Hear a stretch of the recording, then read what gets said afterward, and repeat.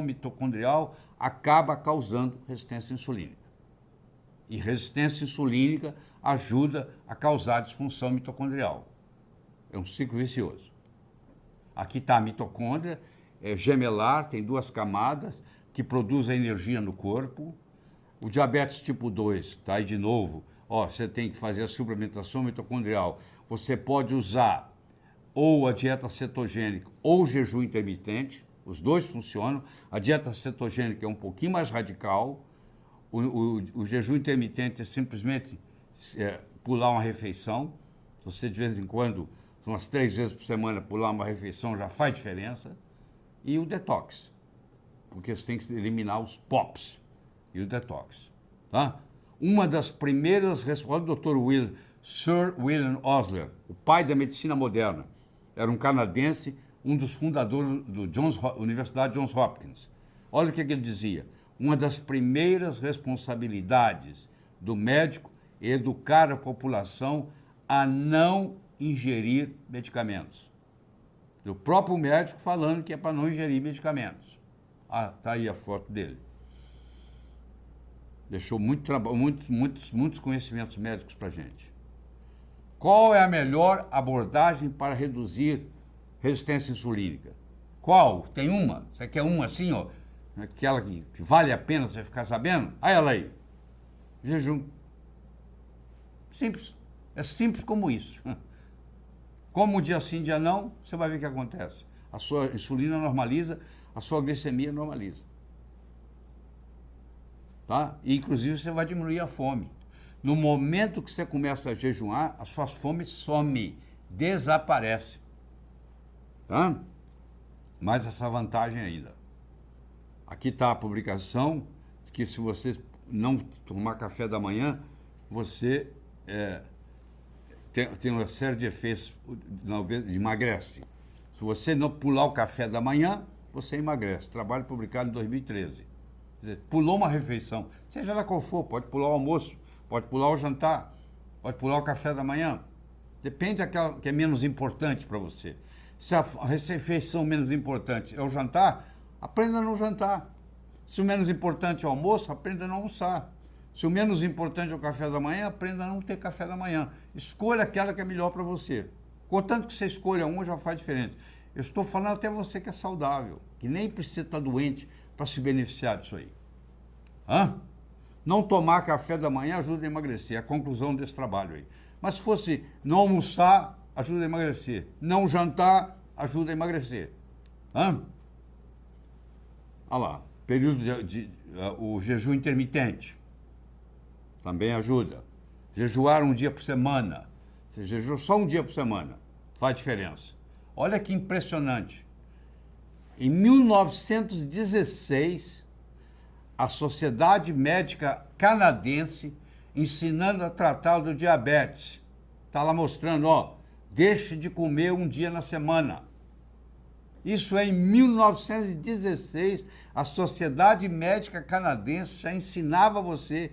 Naquela época não tinha nem insulina. Insulina foi descoberta em 1921. Ou seja, não tinha nem insulina. Como é que tratava? Era muito simples, olha lá. Era jejum intermitente. Você acha que jejum intermitente é uma coisa nova?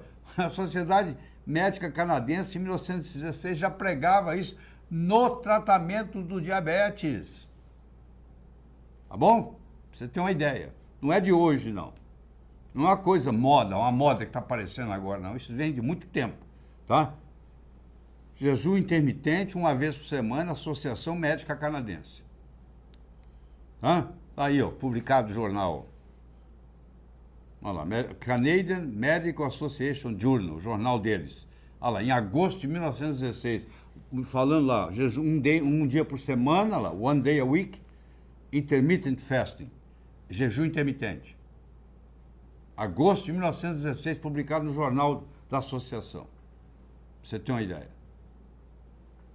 Além disso, o jejum intermitente estimula a autofagia, que foi assunto de prêmio Nobel no ano de 2016. O prêmio Nobel de Medicina foi para o japonês que descobriu o conceito de autofagia, que é o seguinte: se você come menos e faz jejum intermitente, aquelas células velhas suas são fagocitadas.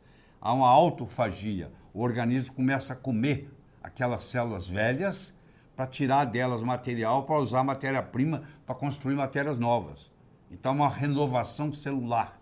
Porque como não está vindo nenhum alimento, está em jejum, então o próprio corpo começa a comer as peças velhas para reciclar. Porque o corpo é muito bom em reciclagem. Então, ele está comendo peças velhas para reciclar.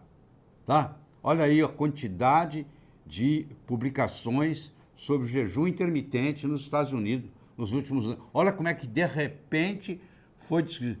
Isso aí começou em 2014 e foi aumentando aí. Ó. Olha que coisa impressionante. De repente, começaram as publicações, todo mundo falando sobre isso, mas isso é uma coisa antiga, muito antiga. Mas o interesse cresceu de repente aí, ó.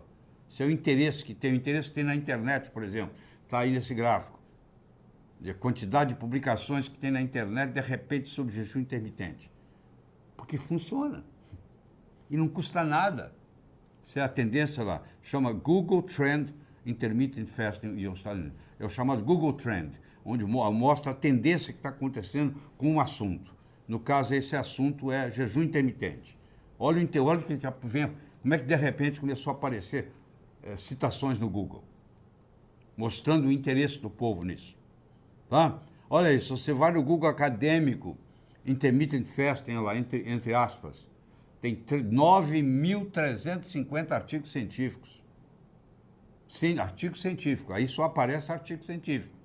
Tá? Aí, só o assunto de autofagia aí, ó. Quando você faz jejum intermitente, concomitantemente você está desencadeando o processo de autofagia. Tipos de jejum intermitente. Você pode ter o simples, você fala assim, eu fico 12 horas sem comer. Esse se chama simples. É o chamado iniciante. Eu como durante 14 horas e fico 8 horas sem comer, ao invés de ficar 12. Tem um intermediário. Eu faço 2 vezes por semana, fico 16 horas sem comer. Tem o intenso. Eu faço 16 horas, 3 vezes por semana. Tem o avançado. Eu fico 16, 18 horas sem comer, diariamente. Tem o super intenso. Eu fico 19, 20 horas sem comer por dia. E tem o semanal. Eu faço 24 horas sem comer, 1 vez por semana, que é o que a Sociedade Canadense de Medicina estava orientando. Certo? Faz um reparo celular, porque quando você fica sem comer por muitas horas, você estimula o FOXO, que é o gene da juventude, ajuda você a não envelhecer, diminui os triglicéridos, diminui o LDL, diminui a proteína C reativa, diminui a insulina, diminui a glicemia, causa saciedade, você perde a fome. Ah, é tão difícil. Não é difícil. Lá pelo 3º, 4º dia, você já não quer comer mais. Você perde a fome totalmente, liberação de ácido graxo do tecido adiposo, para poder você emagrecer, diminui o estresse oxidativo e causa neuroproteção, porque você acaba gerando corpo cetônico e o cérebro adora trabalhar com combustível corpo cetônico.